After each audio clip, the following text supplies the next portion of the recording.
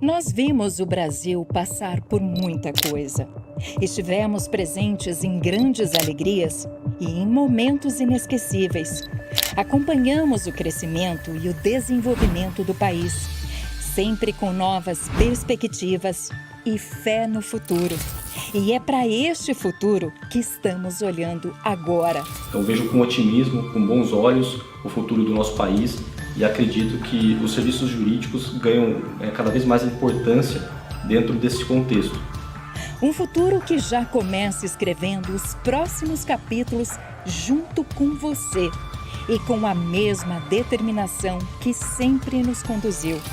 Inovação, tecnologia, investimento em gente, investimento em tecnologia, olhar para o mercado, olhar para os clientes, olhar para segmentos. O advogado ele precisa hoje, mais do que ser um técnico, ele precisa ser um conselheiro do cliente, ele precisa estar próximo ao cliente.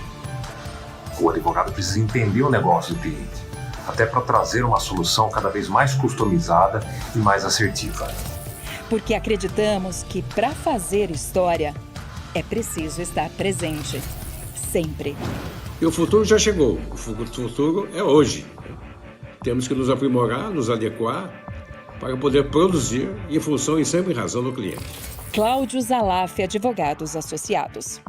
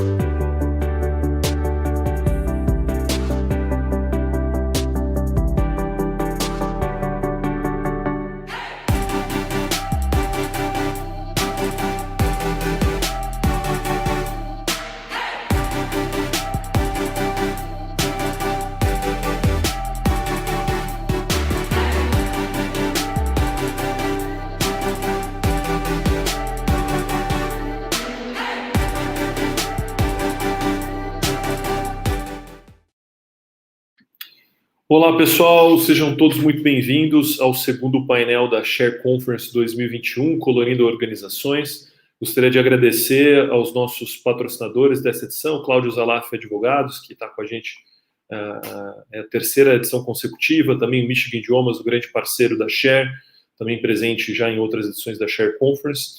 Bom, esse painel, como vocês sabem, é o painel internacional, Visão Global, sobre Diversidade e Inclusão. Nós temos 3 heads globais de diversidade e inclusão de empresas como Indeed, IBM e Nubank. Esse foi um painel gravado para a gente poder conciliar a agenda de todas as painelistas. Ele foi legendado também para facilitar a compreensão de todos e todas.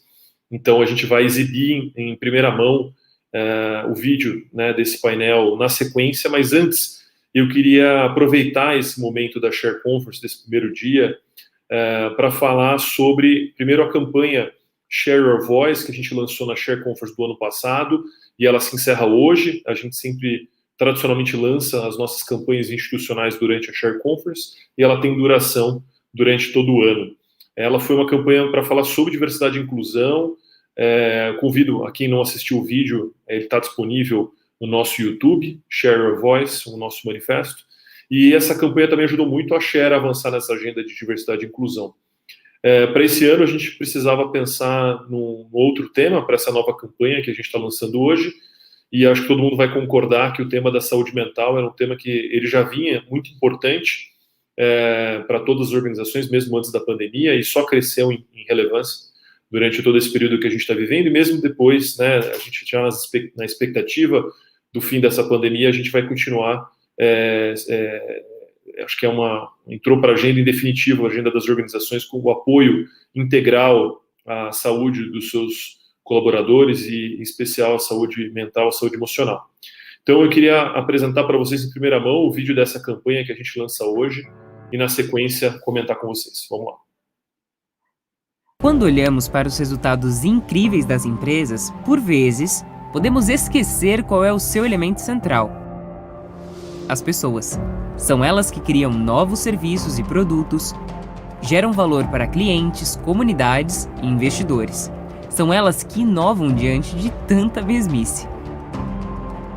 As pessoas são o alicerce de qualquer sucesso. Numa época onde o trabalho e a vida pessoal compartilham o mesmo espaço físico, o estresse e o cansaço ganham novos contornos e intensidade. É por isso que, diante de um contexto desafiador, as pessoas precisam ser cuidadas, desenvolvidas e celebradas. Talvez nunca tenhamos conversado tanto sobre saúde no ambiente empresarial. E não é à toa, vivemos uma crise de saúde sem precedentes.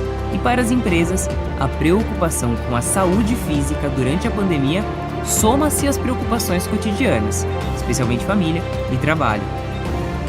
E é neste momento que a saúde mental das pessoas precisa de mais atenção.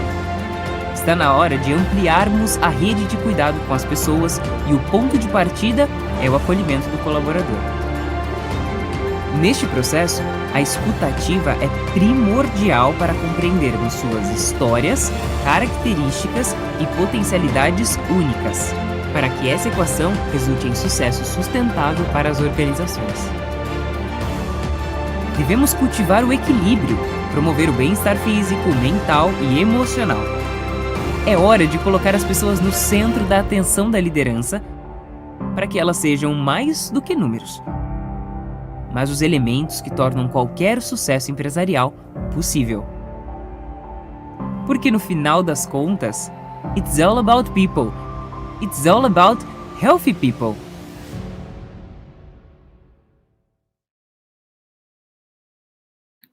Muito bom. A gente lançou em 2019 essa campanha It's All About People e falando sobre a importância das pessoas para o sucesso das organizações.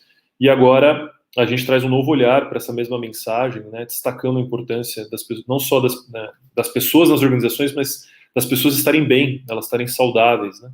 Então, a gente vai, obviamente, divulgar ao longo dos próximos 12 meses esse conteúdo, esse vídeo, para provocar, chamar a atenção das organizações, das lideranças, dessas empresas. E nós vamos também utilizar um site que a gente vai disponibilizar para vocês em primeira mão, para divulgar cases, divulgar soluções e também webinars que nós vamos fazer sobre o tema com esse objetivo. O objetivo da campanha não é nada comercial, a Share não tem uma atividade de negócio ligada ao tema de saúde mental, mas o objetivo é realmente conscientizar as organizações, levantar essa bandeira e ajudar com que a gente tenha mais consciência desse tema, não só dentro das empresas, mas também no âmbito individual. Então, acessem o site, se cadastrem na newsletter e vamos juntos ajudar a transformar o mercado. Isso é parte da nossa essência, da cultura e do propósito da Share. Então, é isso. Queria agora passar, né, para vocês, em primeira mão, agora o vídeo da gravação do painel com as duas heads globais de diversidade e inclusão, do Indeed, a Misty Gaither, a Carla Grant-Pickens, da IBM, e também a Deborah Gouveia, Abi-Saber, do Nubank. Esse painel que foi moderado pelo Felipe Calbucci, do Indeed, um grande parceiro. O conteúdo ficou incrível, aproveitem e não se esqueçam de curtir o canal da Share aqui no YouTube e também se inscreverem na Share Conference para vocês poderem participar de todas as outras atividades ao longo dessa semana. Tem muito conteúdo bom. Obrigado, pessoal, e bom painel para vocês.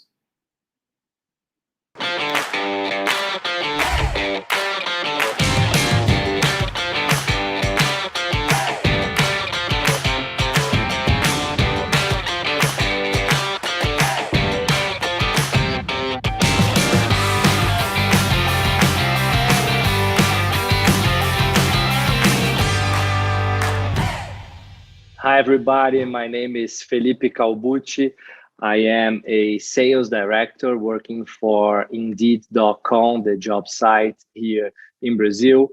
I am a man. I am white. I'm wearing a blue T-shirt, and there is a white board below me with a little tree that you can see behind my neck. It is an honor to be able to moderate a panel with such impactful person in our business community, and I'm sure you will all be thrilled to see this this conversation. So I will introduce each of our three guests here today, say their bio, and then let each one give us the opening speech. Okay, so first let's start with Carla. Carla Grant-Pickens. I believe I'm said right, Carla. Yes. Okay, thanks so much. So Carla serves as the Chief Diversity and Inclusion Officer for IBM, where she leads a global team dedicated to creating an inclusive culture and a workforce that reflects the world while responding to societal issues that impact IBM employees and the communities they live and work in. Diversity and inclusion has been a pillar of IBM's culture for over 100 years, and under Carla's leadership, the company has been globally recognized as a leader in the space, being named as a top 10 working mother best company, a top 10 companies for dads, and a top place to work for LGBTQ employees by the Human Rights Campaign, among others. During her 20-plus year career at IBM, Carla has held roles, HR leadership, talent strategy and programs, and executive succession and development across the company, and has worked and lived in both the US and Asia. Carla holds an IBM patent and the prolific title of IBM Inventor, pretty cool, for workforce retention and compensation analytics. Prior to IBM, she worked in consulting at Oracle and Northrop Grumman. I could stay here for hours talking about Carla, but let me give it to you for your open speech, Carla. Thank you so much for joining us. Thank you so much for having me, and thank you for the opportunity. So I think we're talking about D&I today and how we're all showing up and how companies are showing up. And so at IBM, we have such a rich heritage in D&I. We are still learning and growing and making progress, but we are so proud of our legacy and the work we've been doing over the past 18 months. So I look forward to sharing with you and having this dialogue with this panel about two lenses that we are really looking through. One lens around our employees, which we call IBMers, and how we've been co-creating and collaborating with them amidst both a pandemic and some of the social and racial justice issues we're having around the world, including various ethnicities. We're also looking at it from a lens of being more transparent and accountability and really sharing our experiences and programs that we are doing to both benefit IBMers, but to also benefit the society for which we both work in and we live. So I look forward to the dialogue and to talk more about this. I'm certain it will be super rich. Thanks, Carla. And now I invite Misty to make her initial comments, but let me talk about Misty before. So Misty Gaither is Indeed's Director of Global Head of Diversity, Inclusion and Belonging. Prior to Indeed, Misty held business development and sales roles in Altria Group and JP Morgan Chase. She pivoted into DINB by way of business development at Code 2014, a non-profit startup focused on racial equity and inclusion in technology, and later made the move in-house as the first DINB business partner at Twilio. And indeed, Misty is primarily focused on setting the global strategy to ensure the company is designing equitable systems and processes that will contribute to a sustainable culture of inclusion and belonging. I can say, because I work at Indeed, that she's doing an amazing job and we all feel it in our daily basis. So thank you so much, Misty, for all you do for us. Myself, I participate of some of our employee resource groups, and I love it.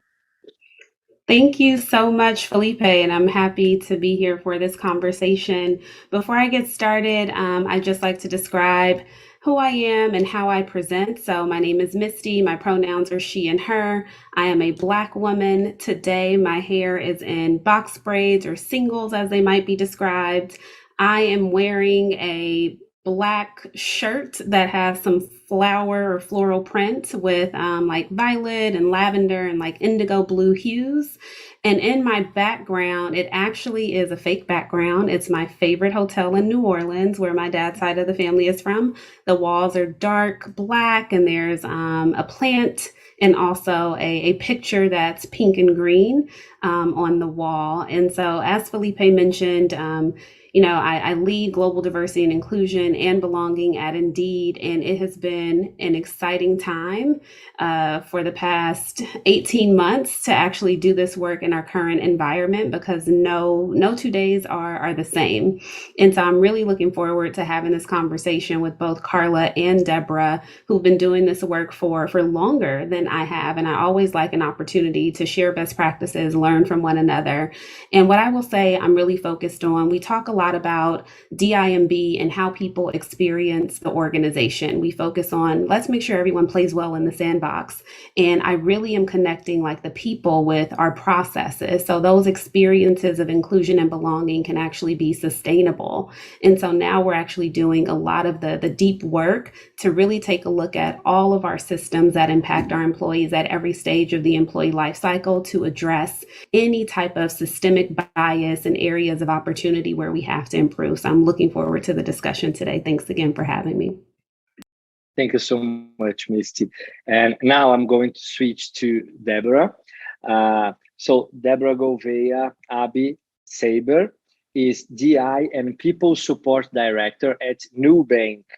With over 15 years of experience in HR, Deborah has held positions in Brazil, Latin America, and the UK. She has been dedicated to diversity and inclusion agenda since 2014, acting also as a mentor to social entrepreneurs during this period.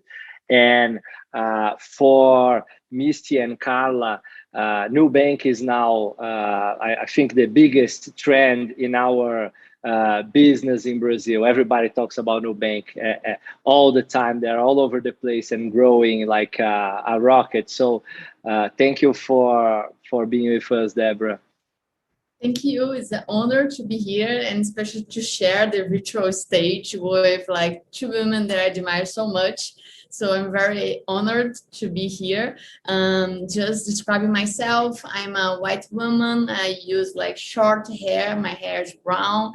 I'm using a t-shirt that is gray, and in my back, you can see some furniture, a plant, and a picture that's very important to me, where you can read respect. So that's it. And in terms of a quick summary about me and the moment that you mentioned about Nubank. So D&I is part of my life since I was born, raised by a Black person. I learned a lot about how society can treat you differently because of your race. Growing, I learned also from my sister, who is a lesbian, how hard it can be to be who she was at any situation. And also being the first woman in my family to have a graduation degree and join a cooperative board, I understood how hard it is for a woman to be heard, respected, and to have growth opportunities. So this background shaped me in a way that actually directed me to work with D&I, as you mentioned, since 2014. And at Nubank, I found the perfect place to do it, because Nubank believes in strong and diverse teams since the beginning of Nubank 8 years ago.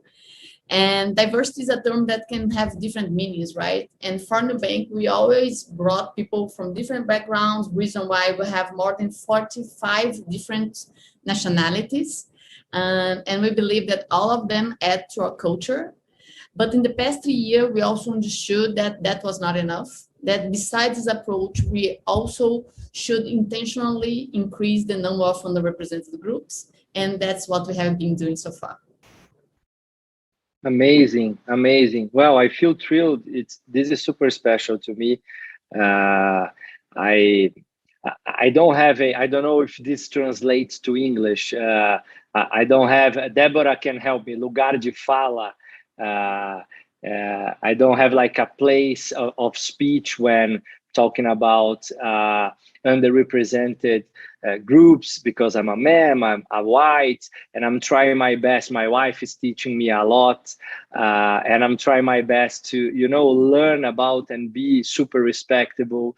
And Indeed helps me to make sure I am aware of the bias that I have and make sure that I avoid having those bias. So for me, this is like a once in a lifetime opportunity to be with you and learn with all of you. Thank you so much. So we start. I have a couple of questions. I think this first one, goes really well for the three of you to answer, but on the other ones, maybe we can go with the flow and start having discussion. Don't wait for me to ask a question. Just unmute yourself and let's have a nice chat. But the first one about your company. So we will start with Carla. How do you assess your company's culture status on the diversity and inclusion agenda? What are the significant advances and achievements that you can highlight to us? And what are the following goals you are looking to achieve? Thank you so much, Felipe. So I'll start with kind of how we set our goals. As all of us have been really challenged with the pandemic and with really social and racial justice issues and various issues and crises that we're all dealing with around the world, we did take a step back. We really began to look at how we were going to address D&I in a different way. And we really started with collaborating and listening to our employees last year. We really started with COVID, really listening to women and parents about the things that they needed as we moved our workforce remote. And then in June, George Floyd was murdered, as well as many others that we saw kind of on an ongoing basis. Ahmaud Arbery, as well as Breonna Taylor, and so many to name. We really began to look at the lens of how we used to show up and how we wanted to show up differently. We prided ourselves in D&I and our strategy and all of the programs we were doing that we really weren't talking about. And so we really revisited where we wanted to refocus our agenda. We ended up going with 4 primary areas of focus in co-creating and hearing employees. One was around accountability. They wanted us to really show up and to be able to talk more about our goals, how we set our goals, what our D&I programs are, and how can they get access to them, and to really be able to learn more about D&I. And so we began to do that right away, to be able to set that agenda with our employees. We also wanted to really focus in on allyship. We heard from employees that it was really, really important that whatever D&I learning that we had, that it was important that all IBMers were required to take that education, as well as our leaders. They felt that our leadership really also needed to have learning around D&I, but specifically around race, as well as a race conversation guide that we deployed earlier this year. So we've deployed a suite of learning around these topics that our employees have been taking all year. So we've been really, really excited about that. Our third area of focus has really, really been around advocacy, how we show up in society, and how we really are doing things to really drive systemic change and create opportunities for diverse communities. And so we have been really focusing on good tech, because we are a technology company, and our focus has really been around education, skills, and jobs. And so we really wanted to hang ourselves around this particular area of focus. It was something that our employees really did feel we could really add so much value and make such an impact not only in the communities for which we have IBM locations, but where our employees live and in the broader communities for which we work and live. So we've really focused in on training and developing through Skills Build high school students to build STEM careers and STEM training and skill sets within high schools across the globe. We also have been very much so focused on university programs and building skills for freshmen and sophomores through our IBM Accelerate program.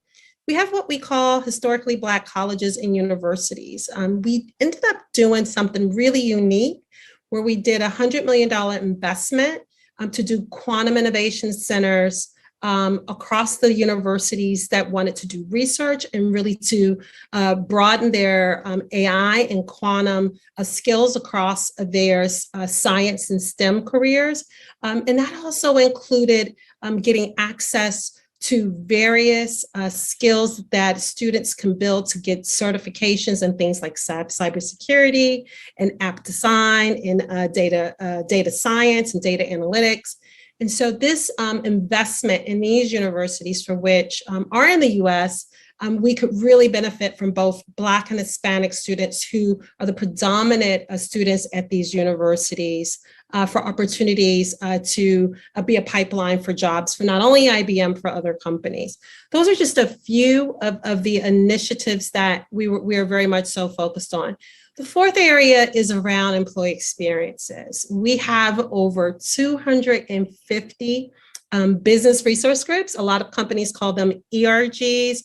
And our BRGs are for women as well as various race groups such as Black, Hispanic, Native American, Asian, Asian as Pacific Islander groups, as well as our veterans community, people with diverse abilities, and our LGBT plus communities. And these are the communities for which we have sponsorship from our senior executives, and we have councils of co-councils and chairs. They really, really do focus in on the needs of those communities, as well as the initiatives we want to focus on to ensure we are growing representation and we are improving the experiences at IBM of those various diverse groups at IBM. So that's really been our focus. The achievements that I think that we're most proud of, as I wrap up, is really one that all IBMers were able to coalesce around embrace. It's embrace race in brackets. And that really did start with this social justice movement, where IBMers really did want us to figure out ways in which we could use our voice.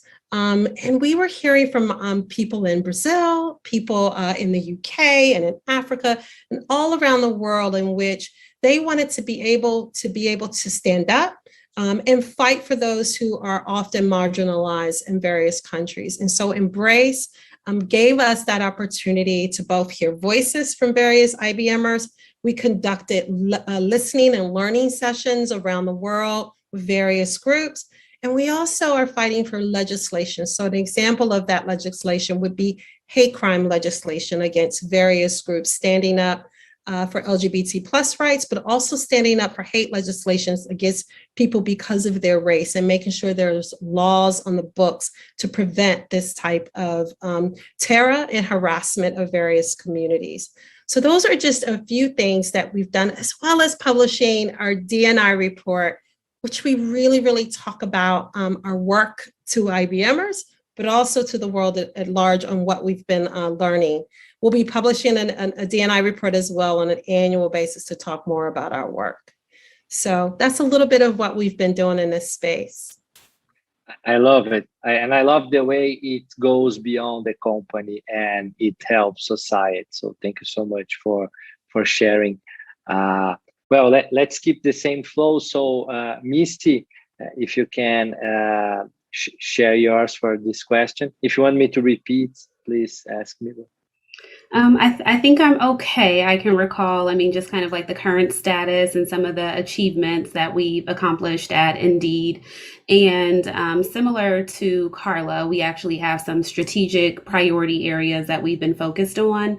One of my personal goals as I stepped into this role is that when we talk about what we do externally, because Indeed is an HR technology and we are a thought leader, when we think about our solutions and rounding out like full service, right? Not just job matching, but also helping the employers recognize what they can be doing to attract and retain a more diverse workforce.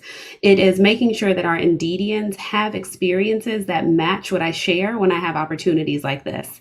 And so to do that, we started with operationalizing DIMB. And so what does that look like to embed it into the business operations, ensuring that it's no longer adjacent or the last thing people think about as they're building out new processes and policies?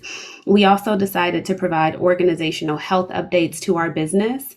And so we're a data-driven company. So we're looking at employee life cycle, internal labor market data, so we can really understand where we have some opportunities to have more representation and at what levels that needs to exist.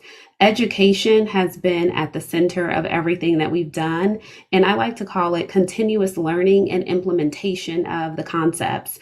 So we're all on our computers right now. Our computers give us these updates. They're like, you need to refresh. And so I like to say we need to refresh our learning around these topics because it is so vast and it changes literally every single day. And so, prior to, I think, 2020, we had education in place. I don't know that it was as robust as we would have liked. And it was, check it off and now we're done. And so now it's like, actually, we are living and working in the same place. And so there is no, that's personal or, oh, that's for at home. Like everything has collided. And so how can we basically make sure we're serving everyone in a way where people feel like they belong? And so as a part of that, we're mitigating bias and barriers. So how are we reducing bias and barriers from our systems and processes? What does that look like for what we do as a company? How can we hire more inclusively? How can we promote more inclusively? How are we calibrating employees more inclusively? Like, who is in the room? Is it a homogenous group of folks that are making those decisions?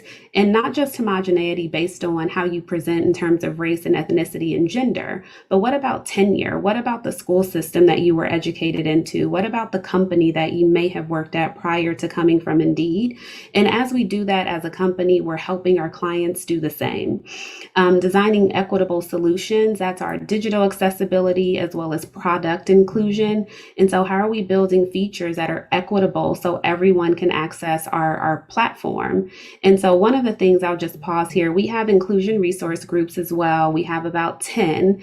And so we are on our journey to becoming business resource groups, but the impact they have been able to make has been exceptional. So we work very closely with our marketing team. So everything you see on your television, here on your radio, the diversity, inclusion, and belonging team has had a hand in that.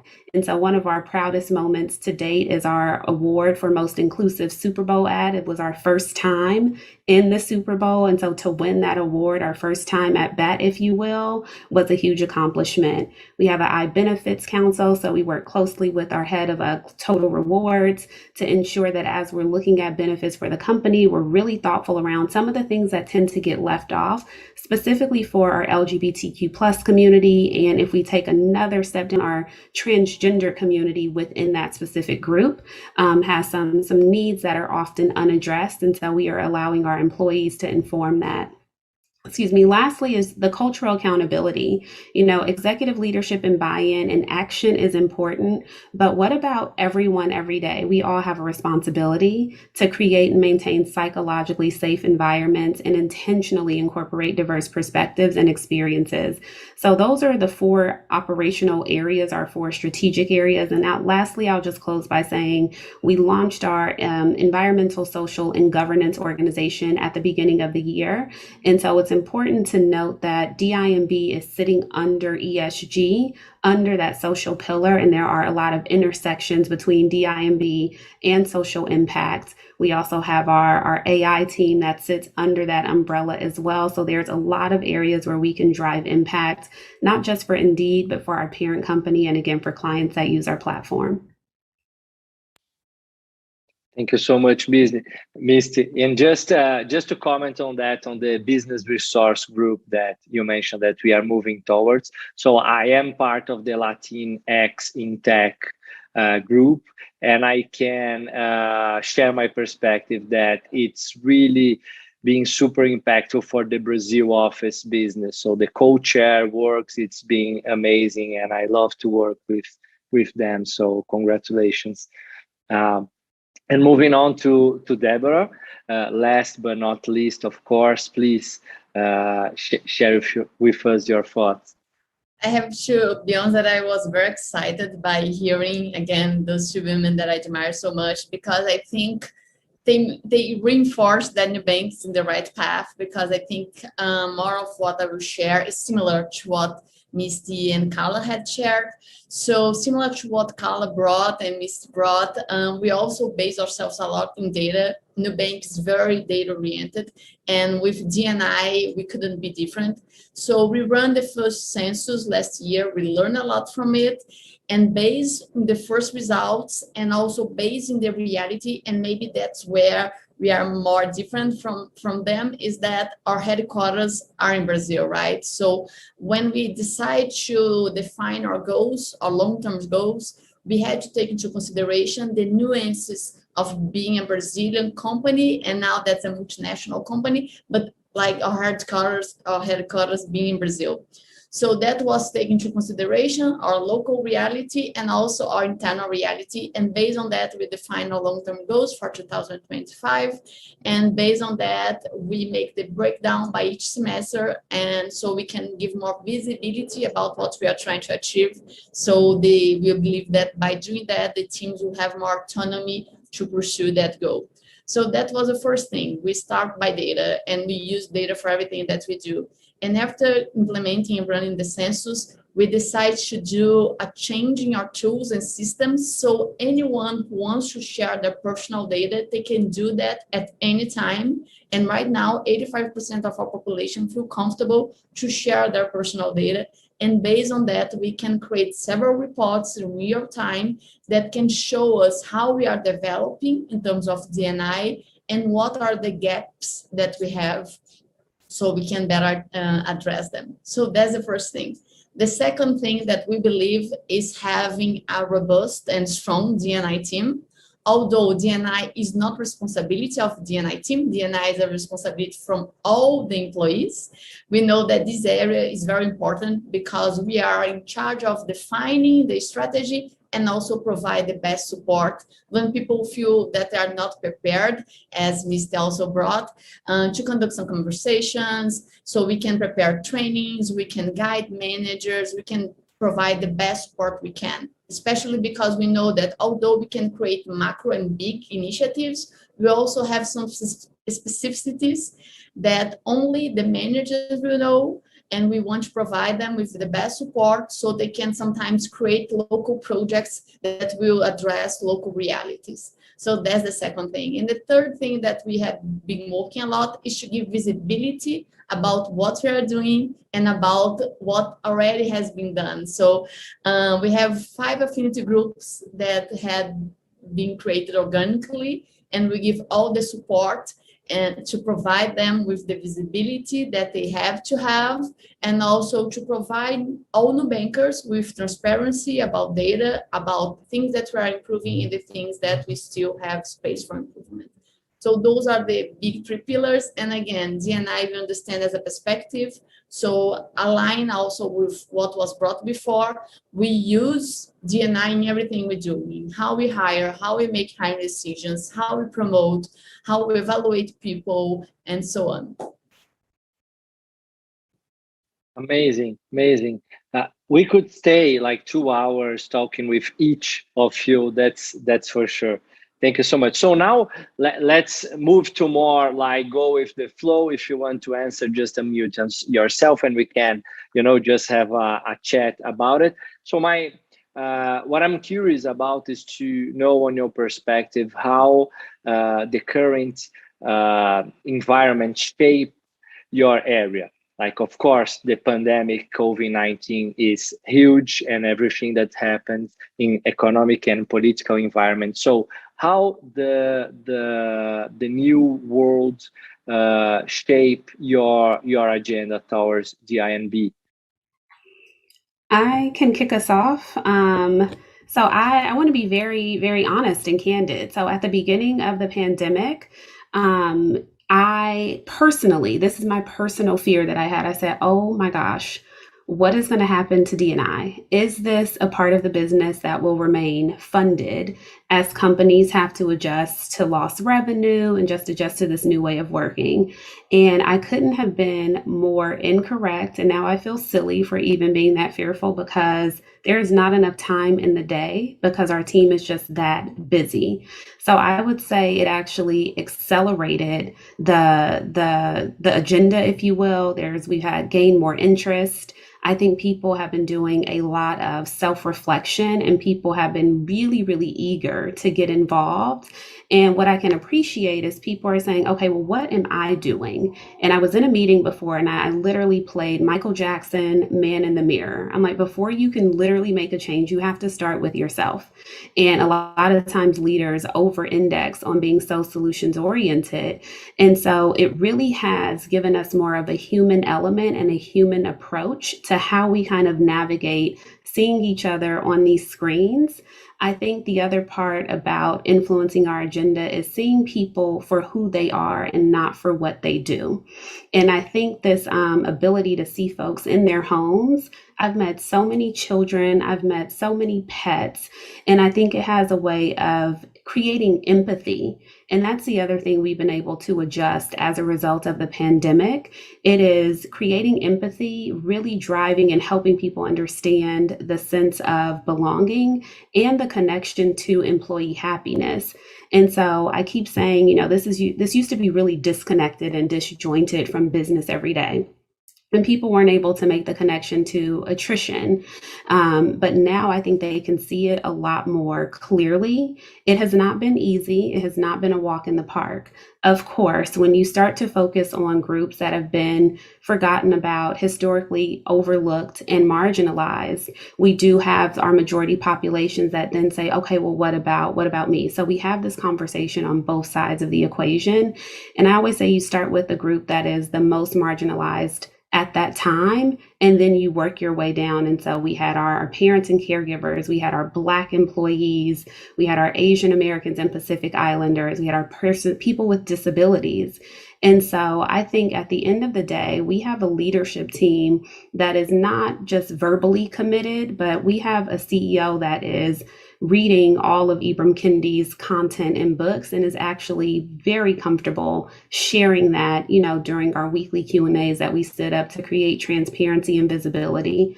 Lastly, I'll say, the D&I agenda has been the center of kind of what we do as a company, and it has not been forgotten about in any way, shape, or form. If anything, it's contributed to the growth of the team. My team has grown by 60% since I joined Indeed in 2019. And so to have that type of rapid growth during a pandemic, I think speaks to the importance and how this D&I was strengthened during this time. Awesome. Very well said. Carla or Deborah, if you want to complement. Yeah, I certainly would like to compliment. It sounds like you guys are doing such amazing things, Misty and Deborah. And just to add, I think that the additional things that we saw was really breakage of parents, right, in the home, and women. Today, 2 million women left within the first 6 months of COVID. We're up to over 5 million women leaving the workforce globally.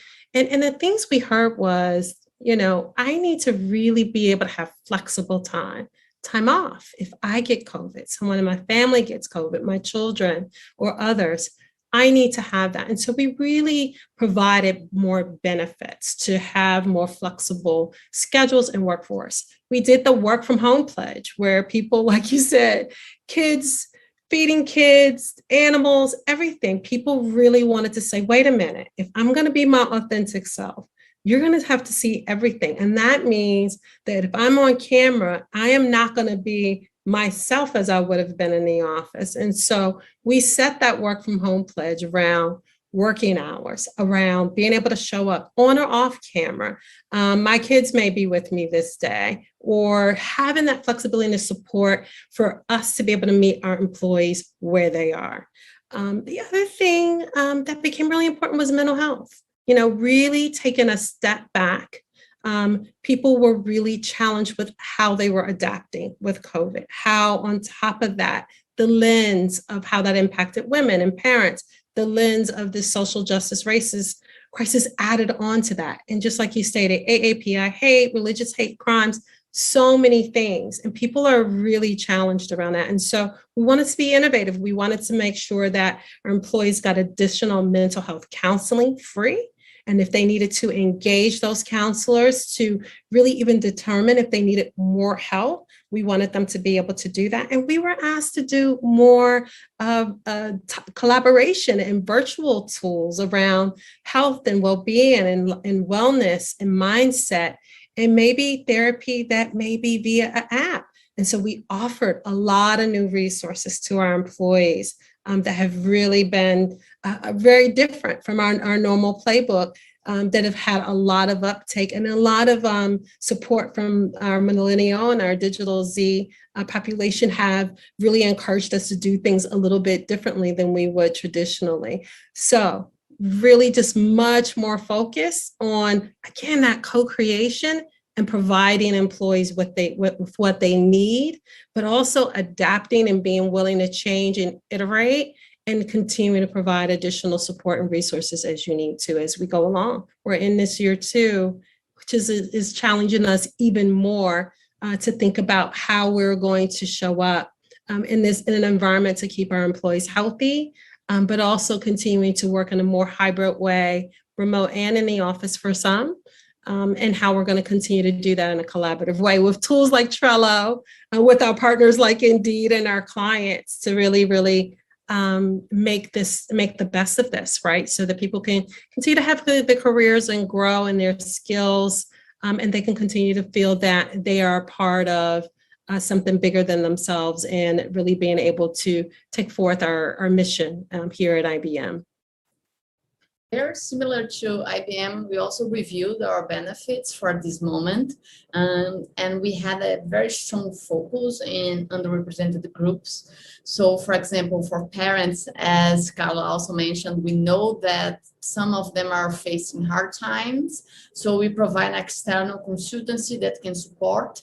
And also, speaking mental health, we have a channel that we call New Care. It's actually an external provider that provides support in terms of financial, legal, and also mental support.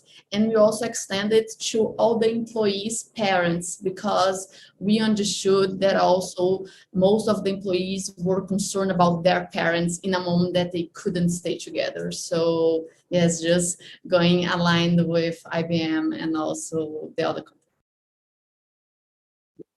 That's beautiful. That's beautiful to extend to the parents. I really love it. And I think that the pandemic gave companies the opportunity to shine, right? To really show that they care.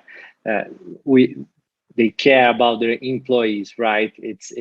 I think personally that's how I feel being an employee on a company that show that cares, and I absolutely can see that IBM and Nubank are doing the same. I want to ask you a question that it's a little controversial, but I'm super curious. Maybe Deborah will understand more at first, because this is like a Brazilian thing, which is, so most of companies, and I think the majority of the society here, believes that the practice of affirmative recruitment, it's good in terms of correcting the path for underrepresented groups. So that means that some companies are saying that this job is just for a Black person, or is just for a woman, or for any of the underrepresented groups. And I do understand, working for an American company, that lots of countries feel differently. They feel, okay, let's remove all bias. Let's make sure this is for all. And that way we will be inclusive. So I just want your perspective on that. And it's okay if any of you think it's good or it's bad. I just want to hear you. This is happening in Brazil. It's a trend, right? I will bring your perspective, and I would love to hear the other perspectives. So we at Nubank believe that we want to have strong and diverse teams. That's the first goal in order to provide the best experience to our customers. And we have to understand our customers, right? So in order to understand our customers, we have to be able to know them. So let's think together. At Brazil, 56% of our population is Black and brown. But when you look to the organization, that's not the reality, right? So through programs like that, like you mentioned, for example, when I open position and I make that position exclusive for Black and brown people, what I'm saying is that I'm trying to represent internally the society that I serve.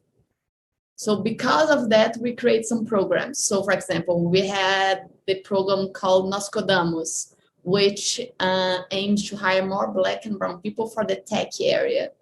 And we have the APM program in order to bring more people to product management areas. So we have some projects and some areas where we know that we systematically don't have the representativity that we should have.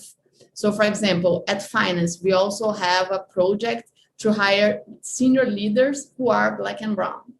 But here I'm just talking about race. But if we go about women, we also should have the representativity that we have in the society. So at Brazil, 50% at least of our population is women. So we also should have that represented internally. That's why we had a project called Yes She Codes. So initiatives like that are important in our point of view in order to be able to support our client in the best way that he can.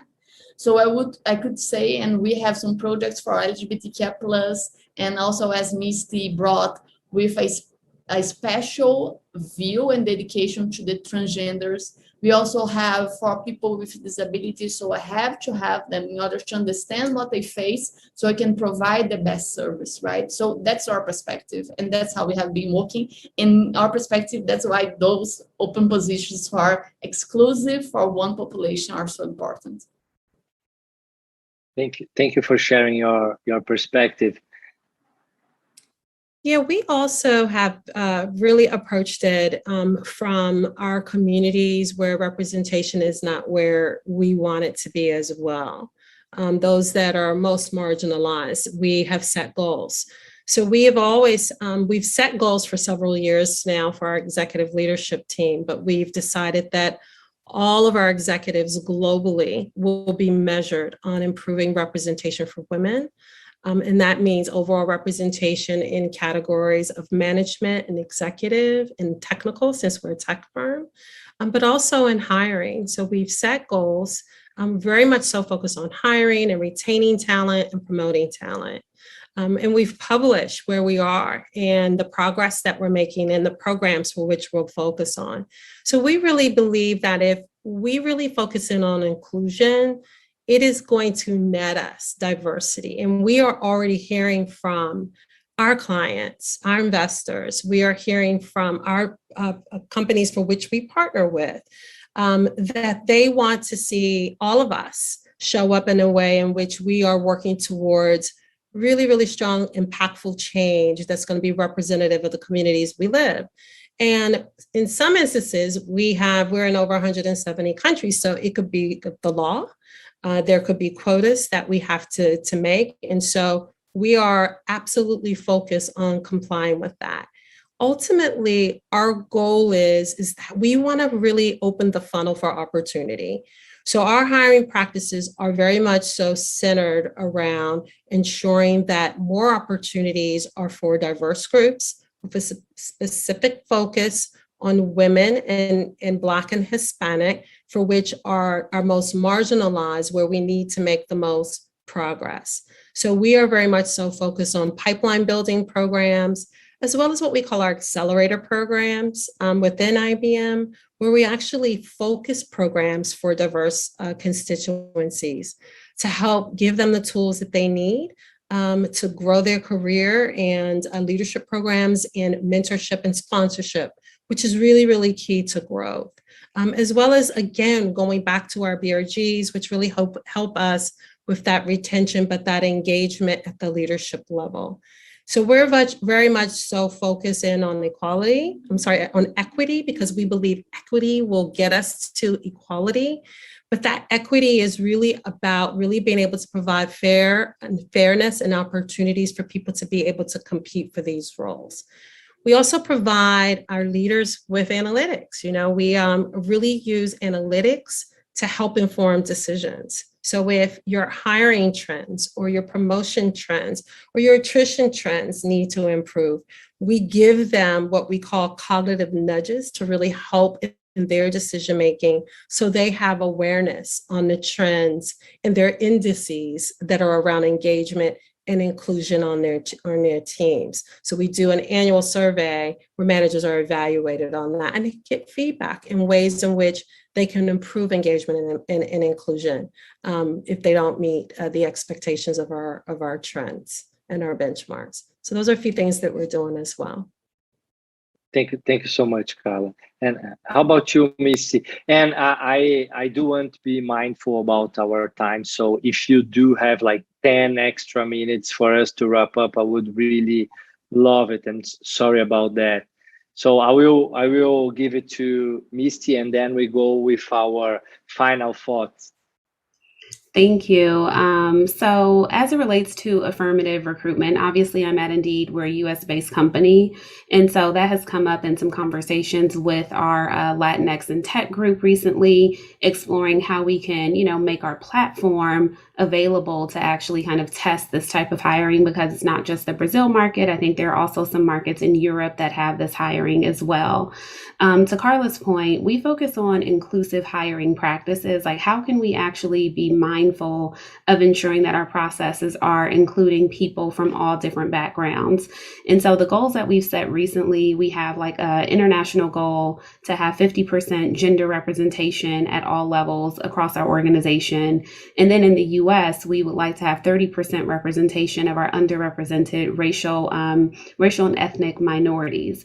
I think it is a bold thing to have affirmative recruitment. I think when you make bold moves, it will not be without scrutiny. So I'm not surprised that some of the articles that I've read that have labeled it as reverse discrimination or reverse racism. But what I will say is this: in order for something to be in reverse, there has to be something that is happening for it to be a reverse action. And I liken this hiring practice to, we do pay equity studies. I'm sure all the companies that are represented here do the same. And so I think about when we identify women are being paid less than the men for the same exact role, the same exact time and type of work, I pose the question and I say, what happens to the man when the woman's salary is adjusted? Nothing happens. And so in the same way, we're creating opportunity for equitable hiring so we can have representation of those who have been historically overlooked because of structural and systemic bias. It really doesn't have an impact on the folks who are already there.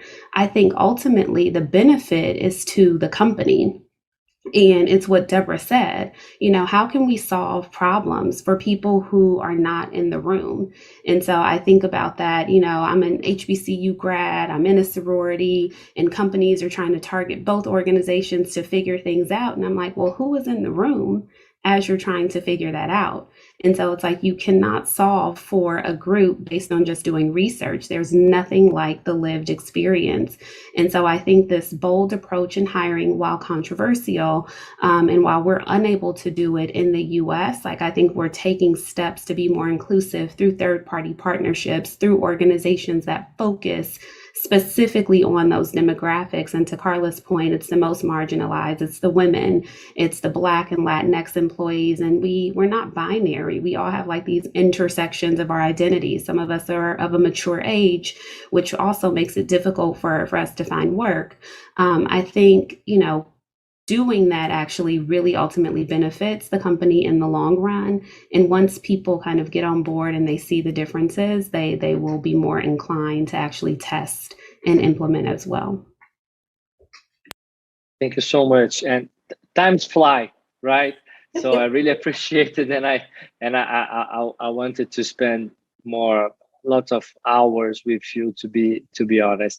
So I think we have 8 minutes, and if you can please just deliver your final thoughts, maybe advice for companies that are starting to do or to think about having a more Power DI and B team, right? We are talking about global companies, big companies here, but lots of smaller companies, medium size, are watching us right now. So what kind of advice do you give for companies that are starting?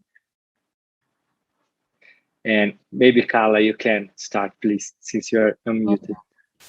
Oh, okay, great. Yeah, so just such a pleasure to be both of you ladies. Look, we're all stating the obvious. This is not a business imperative or any type of thing we need to prove that needs to be done. There's been hundreds of studies that has already shown the business imperative of what you get with diverse teams, better products and services, and clients will get more innovation and creativity. So this is just really an important aspect of good business. Also, we see improvements in your culture with more diverse teams, and engagement and inclusion, and in loyalty and dedication to the efforts around D&I. So we see that as well. Talent is now looking for companies who are responsible, and they are showing up around D&I or CSR and ESG. So this is becoming a factor to get the best talent as we compete for the best talent. They want to know that the company that they are considering working for are going to be doing well and meaningful and impactful things around D&I, not only within the company for their experience, but again, in the communities and in society as a whole, really making a change. So as I think about practices, good practices, and what companies are doing to engage, I really encourage D&I to be tied to the strategy for the company, and has to be core to your values.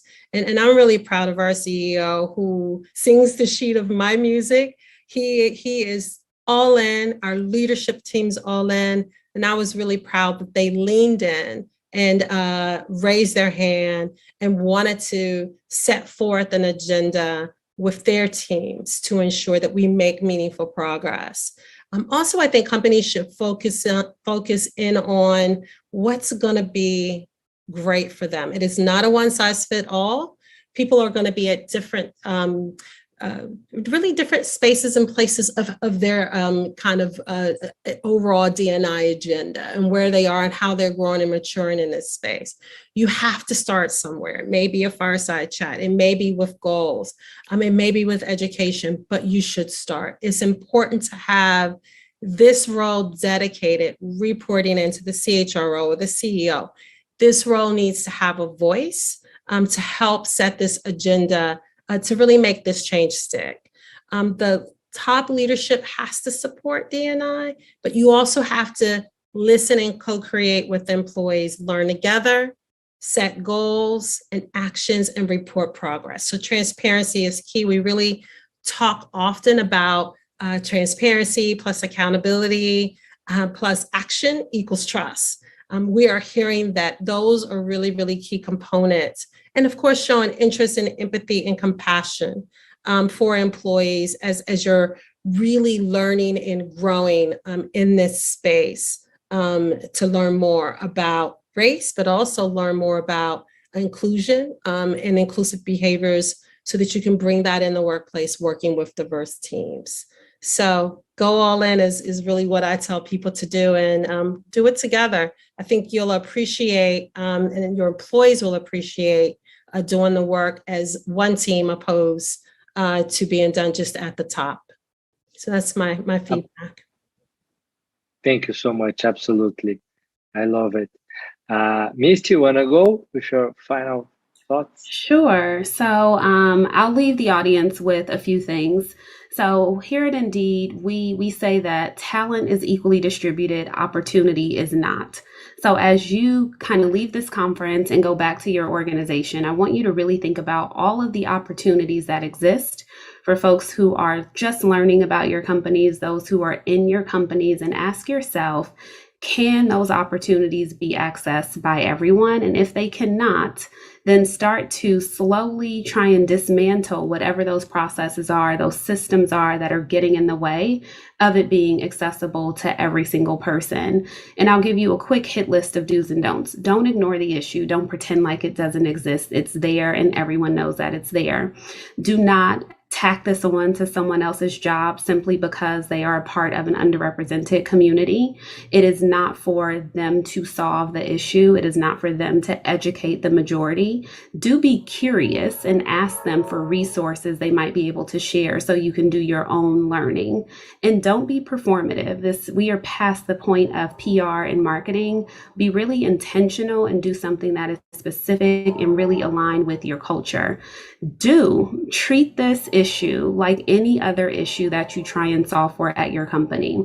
That means there should be an objective, there should be some key results, and it should be time bound, and leverage the experience of people who have the lived experiences and also experts to help you build the strategy. At Indeed, we run a lot of experiments. We are innovative, and there is no other part of the business where you will allow things to continue to happen without result and be okay with it. So treat diversity, inclusion, and belonging the same way. Thank you. Awesome. And if there is something I can add, is a perspective that I keep saying to everybody who look for me to speak about D&I, is that D&I is a long journey, right? There is no shortcut. So there is no quick solution. We are trying here to solve something that's complex, and you need deep conversations and you need to focus. So for example, this first semester we hired more than 600 people. We launched Semente Preta, which is an initiative to support Black and Brown entrepreneurs. We launched Projeto Alicerce to create more and more people to join us in the future and to teach them about tech. All of that is only the foundation, because it's a long journey full of learnings, and aligned to what Carla said, it's better to start soon. And aligned, there is a say from Venha. She's the VP of Inclusion from Netflix, which I love, is that the era of neutrality is over. We are in the era of courage. So we have to go there and to do and to change. That was impactful and great, Deborah. Thank you so much. Oh my God, I don't have the words to describe how thankful and grateful I feel right now to be able to moderate this panel with you.